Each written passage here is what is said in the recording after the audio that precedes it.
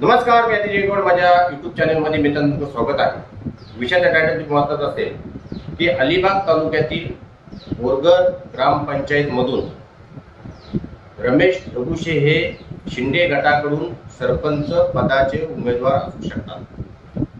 तर मित्रांनो, थोडंसं तुम्हाला पहिल्यांदा रमेश ढबुशे यांच्याबद्दल मला माहिती द्यावी लागेल. मागच्या ज्या ग्रामपंचायतीच्या निवडणुका झाल्या त्या ग्रामपंचायत निवडणुकीमध्ये रमेश ढबुशे हे त्यांच्या वॉर्डमधून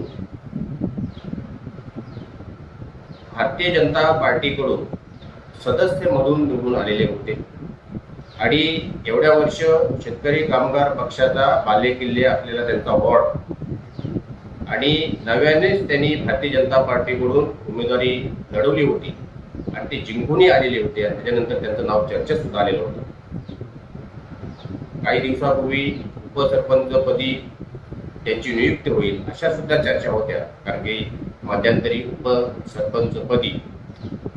उपसरपंच पदाच्या निवडणुका झाल्या आणि त्याच्यामध्ये जनार्दन भगत यांना उपसरपंच पद मिळालेलं होतं आणि खऱ्या अर्थाने शेतकरी कामगार पक्षाची ती ग्रामपंचायत होती. परंतु काही कारणास्तव जे उपसरपंच पद होतं ते त्यांच्यावर शिंदे गटाकडून आक्षेप घेऊन त्यांचं सरपंच पद रिक्त करायला लावलेलं होतं आणि त्याच्यानंतर नव्याने उपसरपंच पदाची निवडणूक झालेली होती.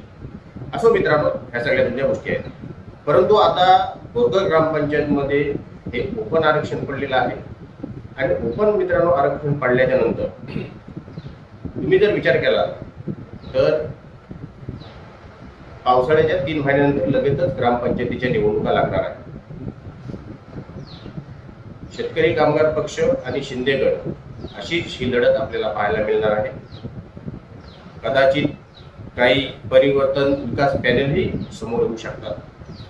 मागच्या निवडणुकीमध्ये ॲडव्होकेट कौस्तुभ कुंकर यांच्या आई यांचा अरुण भगत यांनी यांच्या मिसेस उषा भगत यांचा पराभव केलेला होता आणि नंतर अरुण भगत यांनी शेकाप्रमधून पुन्हा शिंदे गटामध्ये प्रवेश केलेला होता. अशा पद्धतीची ही बोरगर ग्रामपंचायतमध्ये गणित होत असतात. परंतु बोरगर ग्रामपंचायतीमध्ये शिंदे गटाकडून कोण चेहरा असेल हे वारंवार मला पत्रकार नेत्याने विरोधक बोला किंवा समर्थक बोला हे विचारत असतात.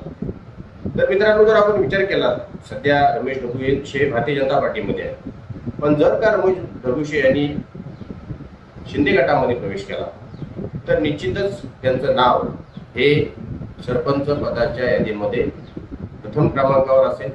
कारण की रमेश ढबुशे यांचे आमदार महेंद्र दळवी यांच्याशी चांगले संबंध आहेत आणि जो व्यक्ती त्यांच्या वॉर्डमधून निवडणूक जिंकतो, शेतकरी कामगार पक्ष एवढं प्राबल्य असताना सुद्धा त्या व्यक्तीला निश्चितच त्याच्या वॉर्डमध्ये लोक पसंत करत असतात.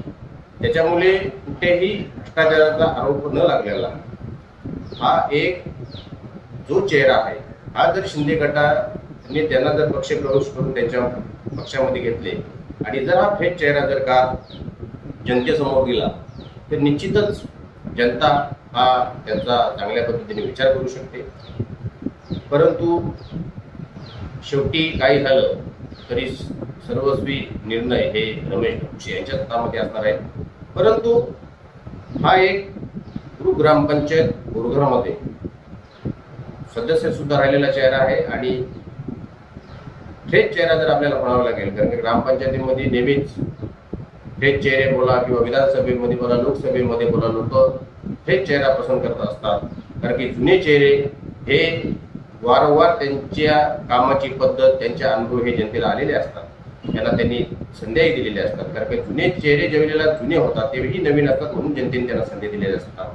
आज हा एक नवीन चेहरा जर आपण पाहिला आणि जर तो चेहरा शिंदे गटामध्ये गेला तर निश्चितच जी काही निवडणूक आहे त्या निवडणुकीमध्ये आपल्याला वेगळेच परिणाम दिसतील. तर मित्रांनो, भरपूर लोक मला बोलत होती की ग्रामपंचायत बोरगरचा सरपंच पदाचा चेहरा कोण असेल. असं समजा की हा व्हिडिओ त्यांच्यासाठीच आहे. आता हा जो काही पुढे ते अजून गेलेच नाही शिंदे गटामध्ये, परंतु जो हा काही चेहरा मी तुम्हाला दिलेला आहे, जे मला वारंवार विचारतात त्यांना, तर तुम्ही समजून जा की आता ह्या चेहऱ्याच्या बद्दल तुम्हाला नक्की खुशी होईल की त्रास होईल. त्याच्यामुळे माझ्या पत्रकारितेच्या कार्यकालामध्ये अशा बातम्या, ब्रेकिंग न्यूज अतिश गायकवाड देत असतो, ज्या मलाही माहिती नसतात पण त्या सत्य होतात. तर ही एक तुमच्यासाठी ब्रेकिंग न्यूजच होती. तर कसा वाटला मग तुम्हाला अतिश गायकवाडच्या व्हिडिओच्या माध्यमातून समोर आलेला हा रमेश टबुशे नावाचा चेहरा, जे वारंवार मला सांगत होते. तुम्हीच आता कमेंट करून सांगा किंवा मला फोन करून सांगितलं तरी सुद्धा जमेल. मित्रांनो, ह्याच्यामध्ये मला जास्त काही संभाषण द्यायचं नाहीये. फक्त ही बातमी शोधण्यासाठी मलाही जवळजवळ ग्रामपंचायतमध्ये प्रशासक बसल्यापासून आता मी या व्हिडिओ बनवण्यापर्यंत मला वेळ लागलेला. म्हणजे अचूक बातमी बनवण्यासाठी मला किती वेळ लागला हे तुम्ही विचार करू शकता. परंतु अचूक बातम्या देण्यामध्ये एजी मीडियाचा संपादक अतिश गायकवाड आणि विपुल असो. तुर्तास इथेच थांबतो. जर तुम्हाला हा माझा व्हिडिओ आवडला असेल, चॅनेलला सबस्क्राईब करा, लाईक करा, शेअर करा. धन्यवाद.